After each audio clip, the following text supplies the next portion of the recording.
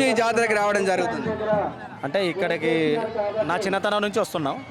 మా నాన్నలు మా తాతలు అంటే తరాల నుంచి వాస్తవానికి జాతర ప్రాముఖ్యత గావించింది కాబట్టి మా వంశపారపర్యంగా మా తాతలు ముత్తాతలు అందరూ దీనికి ప్రత్యేకంగా వస్తారు సార్. అంటే ముఖ్యంగా అన్ని కులాలు వచ్చినప్పటికీ కూడా యాదవులు ప్రధానంగా ఎక్కువ మందికి రావడం జరుగుతుంది. యాదవుల ఆరాధ్య దైవము లింగమంతుల స్వామి అని చెప్పడం జరుగుతుంది. సో ఈ గొల్లగడ్డకు సంబంధించి అసలు చారిత్రక నేపథ్యం మీకు ఏమైనా అవగాహన ఉందా? అంటే మా తాతలు మా నాన్నలు అంటే వంశపారపర్యంగా ఇక్కడికి వస్తే ఇప్పుడు కొంగు బంగారం లాంటి అంటే ఏదైనా కోరికలు తీర్చడానికి లింగమంతుల జాతర చాలా ప్రాముఖ్యతగా వచ్చింది.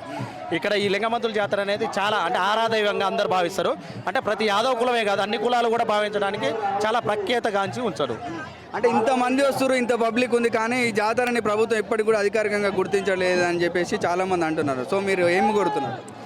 అది అధికారికంగా గుర్తించింది ఒక కేసీఆర్ గుర్తించిండు. ఆల్రెడీ దీనికి ఒక మొన్న పోయినసారి ఒక 5 కోట్లు కూడా శాంక్షన్ చేయడానికి అయితే ప్రాముఖ్యత గావించిండు. ఇప్పుడు 2 కోట్లగా అంటే ఇప్పుడున్న గవర్నమెంట్ 2 కోట్లే, అప్పుడున్న గవర్నమెంట్ 5 కోట్లు.